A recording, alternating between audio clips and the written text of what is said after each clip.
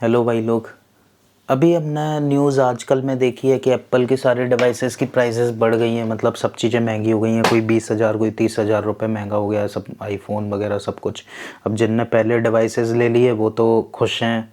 कुछ कुछ ऐसे हैं बिल्कुल ही लास्ट टाइम पे ले लिए थे कैसे भी करके, तो वो खुश हैं।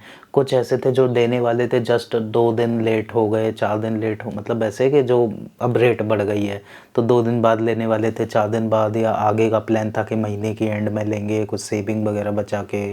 तो वो बेचारे फंस गए हैं क्योंकि 20-20 30-30 हज़ार रुपये बढ़ी है रेट।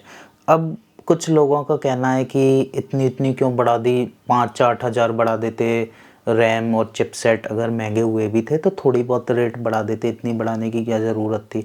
मैं आपको जेन्युइन सी एक चीज़ बताता हूँ, कंपनी रोज़ सोना चांदी की तरह प्राइजेस ऐसे ऊपर नीचे तो नहीं करती रहेगी ना चीज़ों की। तो कंपनी क्या करती है, एक सर्टेन मार्जिन लेकर चलती है। उस उनका जैसे माल आ रहा है, कोई चीज़ आ रही है, ऊपर से सामान आ रहा है, तो वो एक सर्टेन मार्जिन लेकर चलते हैं कि उसके अंदर ही प्राइस मूव होती रहेगी, तो वो उतना उस रेट के अंदर ही रखते हैं। तो उससे आगे पीछे होती रहेगी। अब अगर वो लेवल ही क्रॉस हो गया है, अब इसलिए उनको रेट बढ़ानी पड़ी। तो इतना मार्जिन तो वो लेके चलते हैं कि कोई चीज़ में थोड़ा चेंज आया रेट का तो वो झेल जाएंगे, सर्टेन परसेंट तक झेल जाएंगे।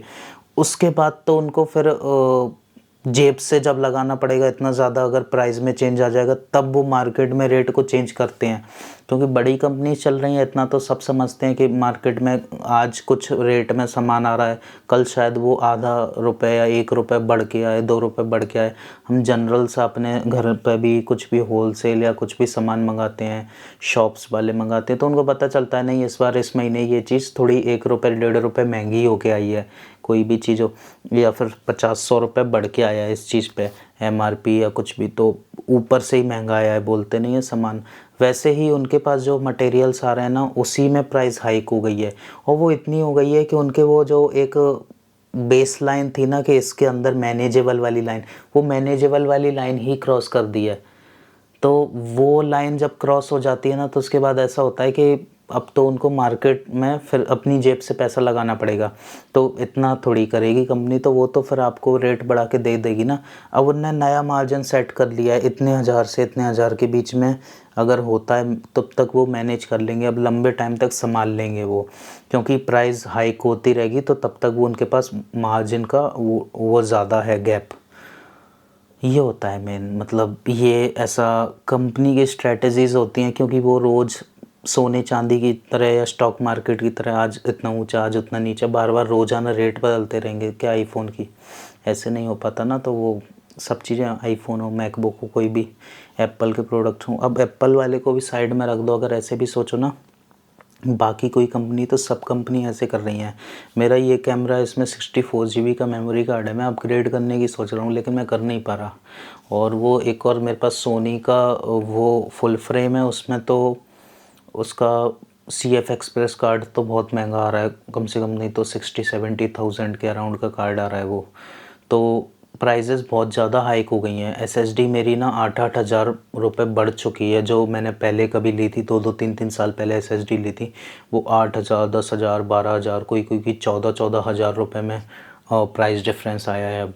तो बहुत चेंज हो गया, ऐसे लग रहा है कि मतलब इन्वेस्टमेंट था अच्छा, उस टाइम ख़रीद लिया जितना ले पाया, और अभी तो मेमोरी कार्ड्स ख़रीदना भी बहुत मुश्किल हो गया है। सारे रैम GPU वगैरह जो भी कंप्यूटर के सिस्टम्स हैं वो महंगे हो गए हैं, नए लैपटॉप्स महंगे आएंगे। अकेला एप्पल को तो हटा ही दो, उसके अलावा भी बाकी जो भी कंपनीज हैं बनाती, तो रैम चिपसेट तो सब कंपनी को ज़रूरत पड़ती है जो भी डिवाइसेस बनाती हैं, तो वो सब में जो भी चीज़ें लगेंगी सब महंगी हो ही गई हैं। चिपसेट महंगा है, GPU महंगा हो गया है, रैम महंगी हो गई, स्टोरेज डिवाइसेस महंगे हो गए। रीज़न आपको पता ही है, कुछ नई बात है नहीं, वही AI रीज़न है।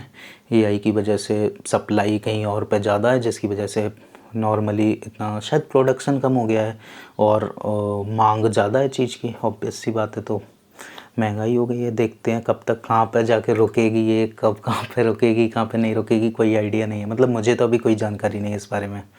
तो यही है, प्राइस अगर हाइप होता है ना, ऐसे कुछ चीज़ का बढ़ रहा है, इतना बढ़ रहा है, तो उसका यही रीज़न है कि मतलब उनका एक मैनेजेबल वो था ना टारगेट, उसको भी क्रॉस कर गया। अब कोई भी कंपनी हुआ जेम से कोई नहीं देता भाई, तो सीधा सा है। चलो ठीक है।